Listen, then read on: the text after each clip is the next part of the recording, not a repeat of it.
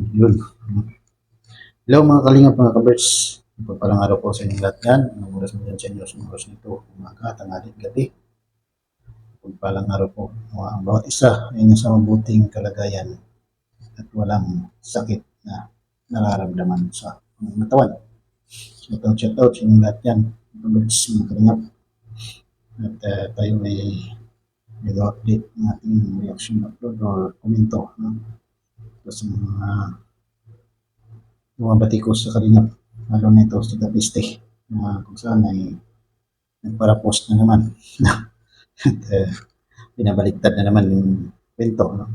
Talagang napakagaling gumawa ng kalukuhan itong taong to. No?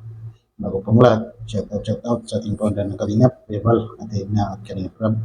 Shout out sa inyong lahat yan at maging sa ating magsamaan sa Kalingap Strikers na ito yung kinakalaban talaga ni Kapeste. No?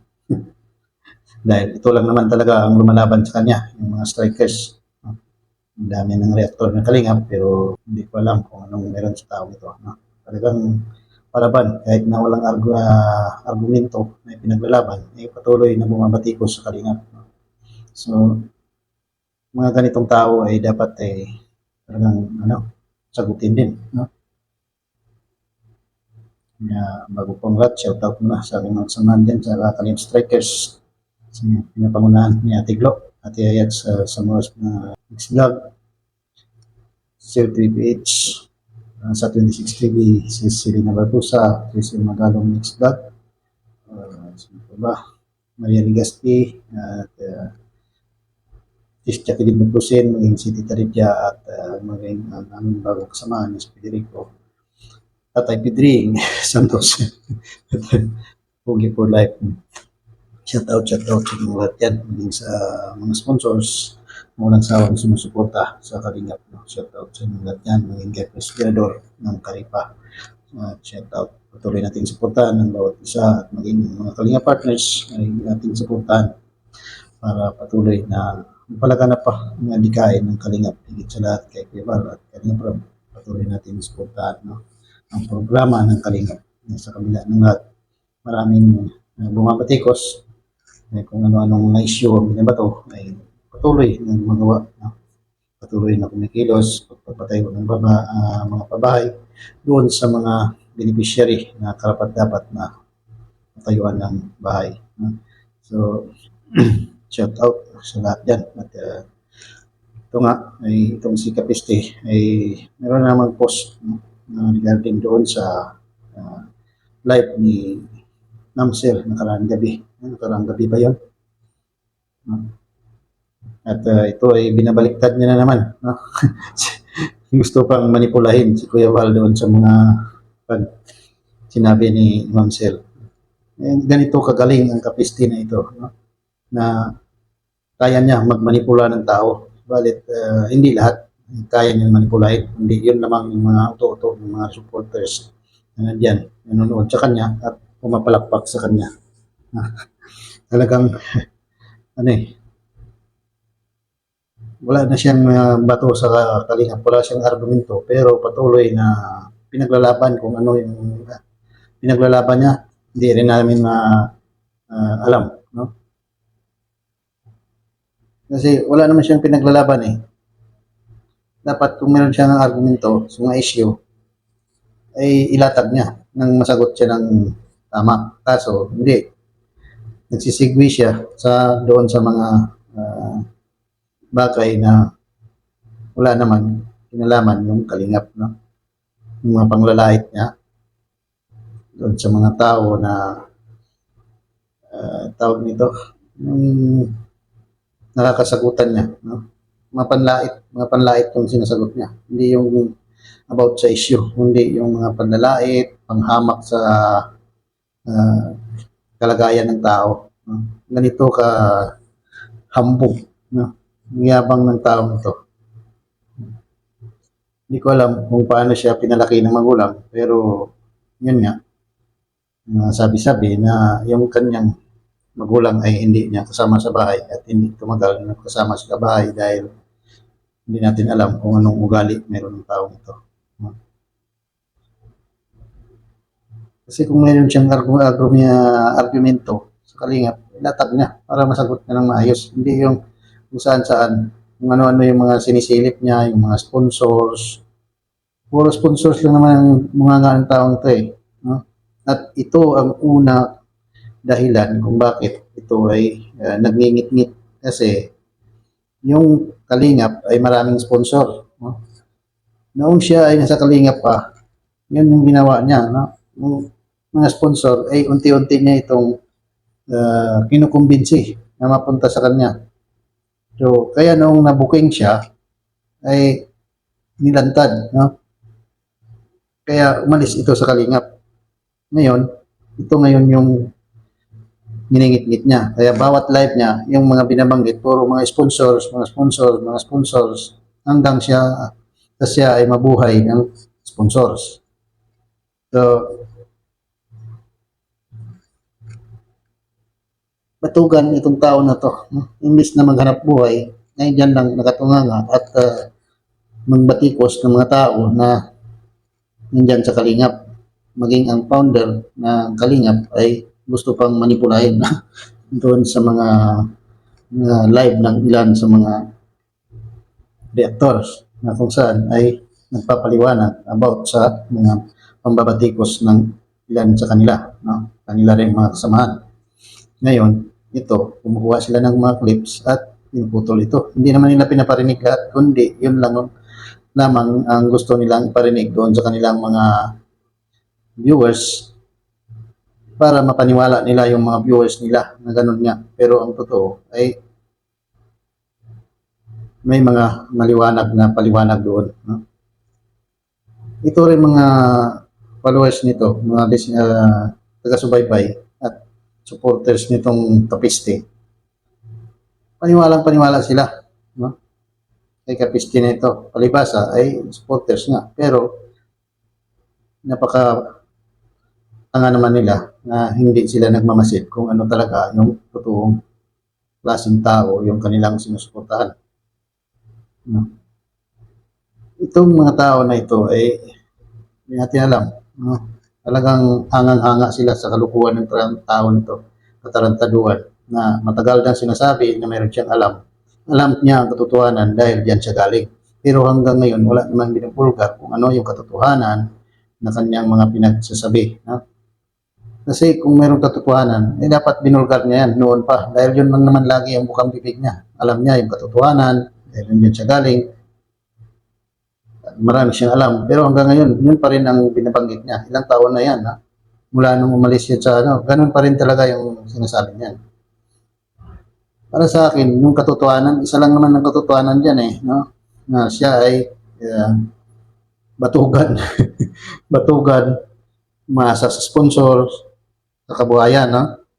At ganun kabastos yung tao na to na sa kabila ng lahat ng mga taong ng sponsors na ito ay nakatulong sa kanya ay binababoy pa niya ngayon. No? Ganun kawalang hiya yung taong ito. So, yung mga sponsors nandyan sa palibot niyan ay maaring darating ang araw na mangyayari din ito sa inyo. Na kung nagawa nga niya ito sa sponsors na nagpalamon sa kanya, sa kanyang pamilya, ginawa niyang balasubasin at balahurain, ano pa kaya, no? Sa darating na araw sa inyo, maaaring ganun din ang mangyayari kapag hindi niya na kayo kailangan. Kaya mag-isip-isip kayo. No? Kasi sa ginagawa ninyo, patuloy niyo siyang sinusuportahan. Ito yung malaking pagkakamali niyo dahil kinukonsente niyo ang kanyang kawalang hiyaan dito sa social media. No? Kinukonsente niyo eh. Sinususuran niyo, kinukonsente kasi lagi niyo siyang binibigyan, paliparan, at napakababa ng dignidad ng taong to. At wala talagang dignidad. Paliparan lang ng 5 dirhams o 2 euros. Ba, pinupost ka agad. So, ganun ka baba ng kredibilidad ng taong to. Nanira ng kapwa at ganun lang ang kapalit ng kanyang dignidad. So, napakababaw. pinapalamon sa pamilya, pambabalawura sa ibang tao, nakakahiya. Pero sadyang walang hiya talaga ang taong ito. Palibasa ay batugan. Sabi nga niya, sabi ko nga nakaraan, yung pinapakita yung palad niya na makapal ang kalyo, ay hindi daw siya tamad. So, para sa akin, hindi naman batayan yung makapal ang kamay ay masipag na. Porque puro kalyo ang kamay ay masipag na. Ako, sa totoo lang, halos 15 years ako sa, sa bukid nag-aararo. Doon yung kabuhayan namin. Pero walang kalyo yung kamay ko. Maging sa hanggang ngayon, 12 oras nga ako nagmamaniho maghapon. Pero walang kalyo kamay ko, wala talaga yan. Kaliwat kanan yan. Kaliwat kanan yan, walang kalyo yan. Ganun katamad yung kamay ko kasi walang kalyo. Kumbira. Yun ba ang batayan ng kasipagan ng tao? Kasi kung masipag ka, talagang masipag ka, dapat magtatrabaho ka. Naghahanap buhay ka. Hindi mo ubusin yung oras mo dyan, pambalahura dyan sa social media para may magpalipad sa'yo, mayroong susuporta ka sa'yo dahil magaling ka magsalita, hinahangaan ka, yan mo sabihin na masipag ka. Masipag ka, mambalahura ng tao, yung kapwa. Doon sa mga tao na nakatulong sa iyo. Ang kalingap, malaki ang naitulong sa buhay mo, naambag sa pamilya mo. Aminin mo man sa hindi, yung katotohanan ay nandyan na. Hindi mo pwedeng itanggi yan. At yung paiyak-iyak ng misis mo noong panahon na tayo walang-wala, dapat naiisip mo yun. Kaso, kapisti ka talaga. Yung pag-iisip mo ay pinisti na. Dahil sa kahihit-hit mo dyan, kung ano man yung hinihit-hit mo dyan. Darating ang araw, magbabayad ka rin. Tandaan mo yan. Yung pambabalahura mo sa mga kababaihan, hintayin mo lang dahil meron yan katapat. Huwag mong sabihin na ito ay social media lang. Kung talagang masipag ka, magpakasipag ka, maghanap buhay ka ng patas, maghanap buhay ka ng matino. Huwag yung sa ganun sa pamamaraan. Huwag mong sabihin na makapal ang palad mo, makapal ang kamay mo, ay masipag ka. Dahil mas naniniwala pa ako doon na kapag malalaki ang ngipin, ay kumakain ng kahit hindi kinakain ng aso. Bakit? Ba? Mas naniniwala pa ako doon. Biruin mo, yung aso, yung mga alagang aso, hindi kumakain ng suka niya yon. Pero yung mga malalaking ngipin, kinakain niya yun kahit sinusuka na. Kasi kagaya niyan, sinusuka mo yung kalingap, pero dito ka rin nanginginain. At ano pa yung sabi mo? Yung mga pagmumura sa'yo, minumura ka, ay nginumuya-muya mo lang. Yun ang sinasabi ko, na kapag malaki ang ngipin, ay kumakain kahit hindi makain ng aso. Dahil yung sobrang pagmumura ng ibang tao dyan sa iyo, ay nginumuya-muya mo lang. So, ganun ka ba, kahayok, yung kahayok sa Diyos, mga palipad yan, tawa-tawa ka lang. Kasi yung mga tao nandyan na palibot sa iyo, mga sumusuporta sa iyo, ay tatanga-tanga. Kahit na hindi na tama yung mga pinagsasabi mo, ay kung tuwa pa sila, kung palakpak, napakagaling mo, manipulative ka, yun ang tunay na katotohanan. Yan ang katotohanan na alaman ko sa iyo. Isa kang manipulative, sinungaling, mapagsamantala, batugan,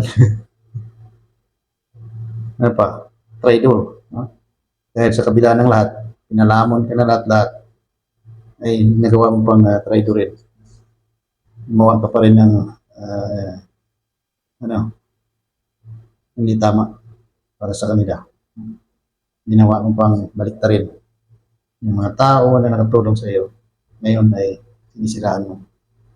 Kaya, pisti ka talaga. Kaya, yun lang. Nandito na lang. At maraming salamat mga kabex, mga kalingap. Patuloy natin suportahan ang nalikayan ng kalingap. Kuya Val, kalingap Rab, at buong kalingap na partners na patuloy sumusulong sa dikayan ng kalingap. At maging sa mga sponsors na patuloy na tumutulong sa pagsuporta sa dikayan ng kalingap ay patuloy kayong pagpalain ng Panginoon. At God bless sa inyong lahat. Maging sa aking mga kasamahan, strikers, ay patuloy na nandito kami para ipaglaban ang kalingap dahil ang strikers lang talaga ang lumalaban dito sa mga bumabati ko sa kalingap at ang strikers lang ang hindi na-involved sa corruption at anomalya pag-booking ng mga nakatago-tago dyan. Kaya yun lang at shout out sa inyong lahat. Bye-bye. Jesus loves you.